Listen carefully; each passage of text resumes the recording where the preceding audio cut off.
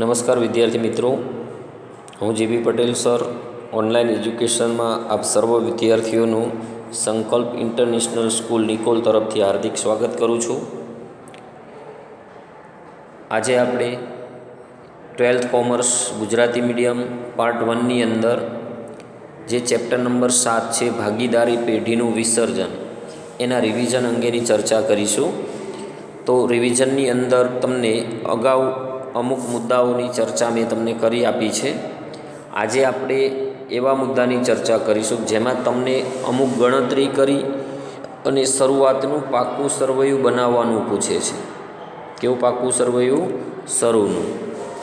તો વિસર્જન સમયે તમને જે માહિતી આપેલી હોય એના આધારે તમારે શરૂનું પાકું સરવૈયું કઈ રીતે બનાવવું એવી વિગત તમે જુઓ તો અહીંયા તમને આપેલું છે. તો એના અંદર તમને એવું કીધું છે કે એ અને બીની પેઢીની કુલ મિલકતો 150 છે, તેમાં રોકડ 10,000 સમાયેલી છે. તો કુલ મિલકતો 1,50,000માં રોકડ કેટલી સમાયેલી છે? 10,000. પેઢીની ચોખ્ખી મિલકતો 1,00,000 રૂપિયા છે. મૂડી અને અનામતનું પ્રમાણ 4:1 છે.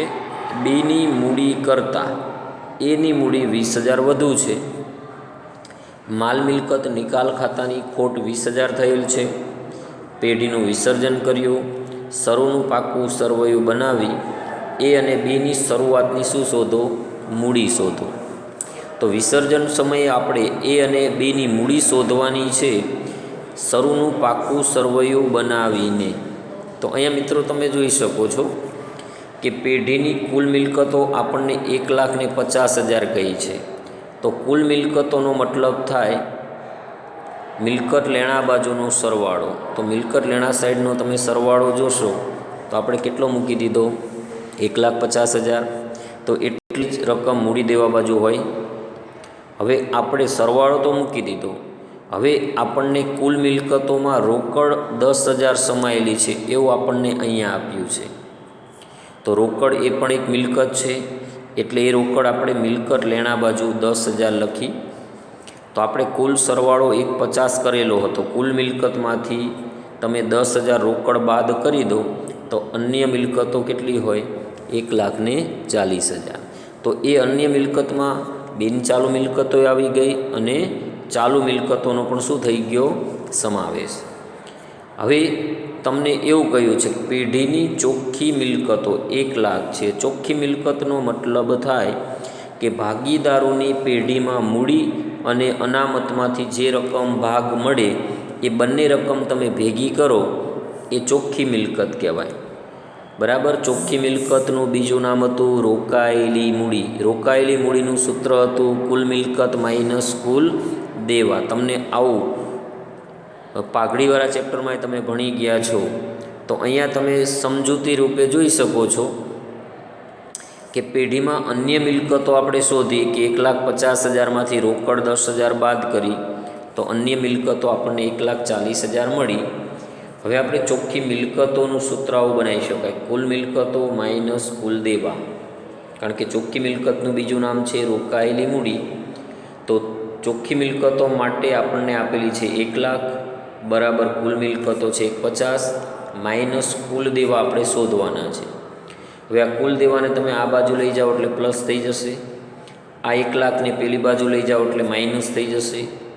એટલે કુલ દેવા 1,50,000માંથી 1,00,000 બાદ કરો તો કેટલા હશે? 50,000. તો આપણને કુલ દેવા આ રીતે મળે તો એને તમે દેવા તરીકે ક્યાં મૂકી શકો? મૂડી દેવા બાજુ. તો દેવા તમે લખ્યા 50,000. હવે 1,50,000માંથી 50,000 બાદ કરી દો એટલે 1,00,000 રૂપિયા વધ્યા. 1,00,000 રૂપિયા એ મૂડી અને અનામત હશે. તો તમને અહીં આપેલું છે કે મૂડી અને અનામતનું પ્રમાણ કેવું છે? 4:1. તો એનો મતલબ થયો કે 4 ને 1 5. 5 રૂપિયા કુલ રકમ હોય તેમાં 4 રૂપિયા મૂડીની હશે અને 1 રૂપિયો અનામત હશે. તો અહીંયા તમે 1,00,000 રૂપિયા જે વધે છે એ ચોખ્ખી મિલકતના છે. તો મૂડી અને અનામતનું પ્રમાણ તમને આપેલું છે કે મૂડી અનામતો અને દેવા ભેગા કરો એટલે કુલ મિલકત થાય. તો અહીંયા તમે જોઈ શકો છો કે મૂડી પ્લસ અનામત આપણને દેવા મળ્યા 50,000 બરાબર કુલ મિલકત આપણી 150 છે. હવે તમે 150માંથી આ 50,000 પહેલી બાજુ લઈ જઈને બાદ કરો તો મૂડી અને અનામતની રકમ કેટલી હશે? 1 લાખ, જેને તમે ચોખ્ખી મિલકત પણ કહી શકો. અહીંયા આપણને આપી જ દીધી. ચોખ્ખી મિલકત કેટલી હતી? 1 લાખ રૂપિયા. હવે મૂડી અને અનામતનું પ્રમાણ છે 4:1. હવે 4:1ના પ્રમાણમાં 1 લાખ રૂપિયાને તમે વહેંચશો તો મૂડી 4/5 જેટલી હશે, એટલે 80,000 થશે. અનામત છે એ 1/4 હશે, 1/5 હશે, એટલે અનામતની રકમ મળશે આપણને કેટલી? 20,000 રૂપિયા. તો અહીંયા તમને મૂડી 80,000 મળી અને અનામત કેટલી મળી? 20,000 રૂપિયા. હવે બંને રકમ તમે મૂડી દેવા બાજુ પાકા સરવૈયામાં મૂકશો તો સૌ પ્રથમ આપણે મૂડી ખાતાની અંદર ભાગીદારોના મૂડી ખાતા લખીએ છીએ. 2 ભાગીદાર છે એ અને બી, બરાબર. તો બંનેની મૂડીનો સરવાળો 80,000 થશે એ ફાઇનલ છે, આપણે શોધ્યું. અનામત કેટલી મળી? તો કે 20,000, બરાબર. બંને થઈને 1 લાખ હતી. તો હવે આપણને અહીંયા એવું કીધું છે, ખાસ આ શબ્દ અગત્યના છે કે બીની મૂડી કરતાં એની મૂડી કેટલી વધારે છે? 20,000. તો બંનેની ભેગી મૂડી 80,000 મળી આપણને. તો એ અને બીની મૂડી શોધવા માટે તમારે ધારણા કરવી પડે. તમે 5મી ગણતરી તમને આપેલી છે, બરાબર. તો ખાસ એ જોવાનું 5મી ગણતરીની અંદર કે અહીંયા એની મૂડી બીની મૂડી કરતાં 20,000 વધુ છે. તો આપણે બીની મૂડી ધારવી પડે કે ધારો કે બીની મૂડી એક્સ છે તો એની મૂડી એક્સ પ્લસ 20,000 થાય. હવે તમે કુલ મૂડી 80,000 મેળવેલી છે તો બીની મૂડી એક્સ, એની મૂડી એક્સ પ્લસ 20,000 બે ભેગી કરો એટલે કેટલી થાય? 80,000 રૂપિયા.